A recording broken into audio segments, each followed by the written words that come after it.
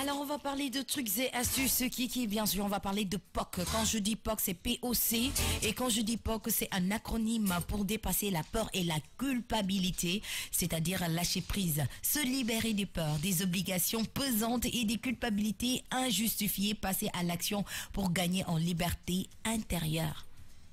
Alors oui, quand je dis POC c'est ça. POC, le P ça veut dire peur. Tu comprends? Quand je dis POC, le P ça veut dire peur, le O ça veut dire obligation et le C ça veut dire culpabilité.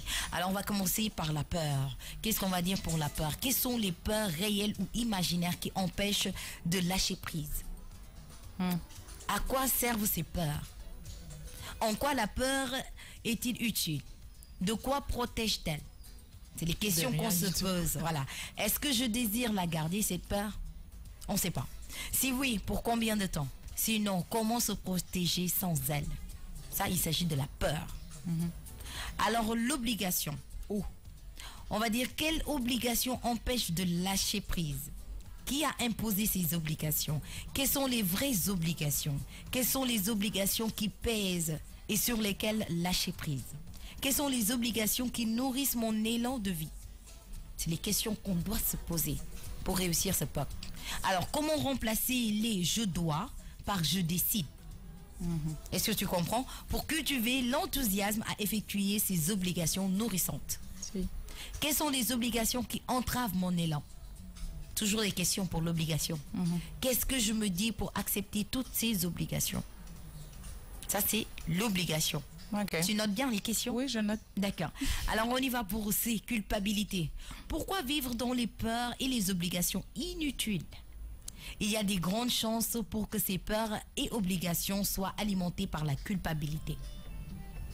Qui tenterait de me culpabiliser si je lâchais prise sur certaines obligations listées plus haut? Pourquoi et comment? Pour quelles raisons? Est-ce suffisant pour que je me maintienne dans l'inconfort des peurs et des obligations et de la culpabilité? C'est ce qu'on appelle l'acronyme POC. D'accord. Voilà, pour dépasser ces peurs et pour lâcher prise. Voilà les questions qu'on doit se poser.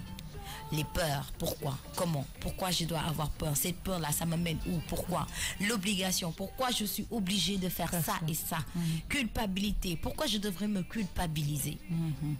Alors ça, c'est pour éviter, c'est pour se libérer des peurs, des obligations pesantes et des culpabilités injustifiées. Passer à l'action pour gagner en liberté intérieure.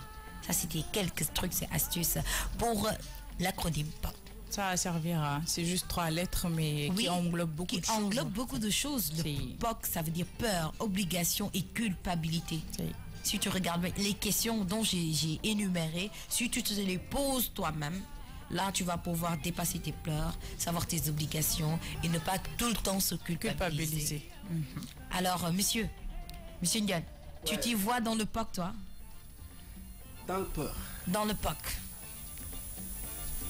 ci biir POC bi ndax gis nga ci sa bopp question yi ñu posé nii ndax gis nga ci sa bopp ah oui gis naa ci sa bopp. est-ce que dina la permettre yow après nga bàyyi peur ragal yi nga daan am ak obligation yi nga xam ne dafa inutile culpabiliser bi ngay culpabiliser sa bopp est-ce que question yi ma wax nii est-ce que dina la permettre yow nga jël yenn peur yi tegee ko côté jël yenn obligation yi teg ko au-dessus de tout ba pare bàyyi di culpabiliser sa bopp di wax toujours man maa tax lii am waaye man maa def lii man maa def laa.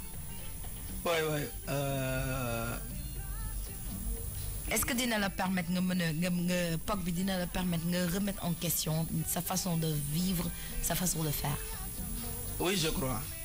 Dina la aider bu baax. Oui, dina ma aider bu baax parce que ci biir peur, ci biir ragal, di nga xam loo war a def ak loo war a def. Waaw. Parce que ku amul ku am ni ñuy wax ku am fit. Ku ragalul. C'est l'homme qui a peur, sinon il n'y a rien. Voilà. Mais boo ragalee di nga xool ne man lii su ma ko defee peut-être du baax. waaw yaa ngi am ay questions yooyu posé wu. Voilà te pour man base bi mooy man ci côté bi may gën a ragal mooy sama diggante ak sama borom. ak sa borom te ne du ma ko def parce que ragal naa sama borom ne ma lii. question de foi quoi, question de croyance. Voilà. Donc mais à part loolu bon. li ci des mooy parfois ragal bu bari tamit du la dimbali pour nga dem ci kanam donc parfois da ngay jël peur boobu tegee ko de côté pour pouvoir avancer dans la vie. loolu mooy peur réelle yi ak peur yi nga xam ne imaginaire am na peur yi nga xam ne ragal yoo xam ne c'est imaginaire. yaa koy créer voilà yaa koy créer sa bopp naan i su ma defee lii tem kii nii après mu indi le blocage. Alors on va aussi parler de l'art de se poser des questions, un outil de développement. Quand je parle un outil de développement, c'est que on va définir d'abord ce que c'est un problème, définition du problème. Alors ce problème est-il nouveau ou récurrent? En quoi consiste-t-il? En quoi est-il un problème? Pourquoi? Pour qui est-il un problème? Que ressentez-vous dans cette situation? Que se passe-t-il actuellement? C'est ce qu'on appelle la définition du problème. Ce problème est-il nouveau ou bien c'est récurrent?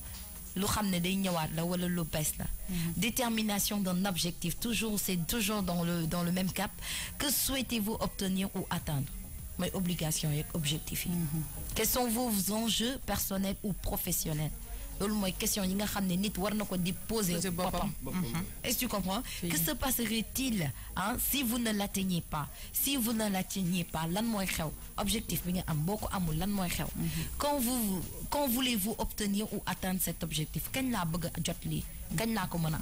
Il faut toujours se poser ces questions-là.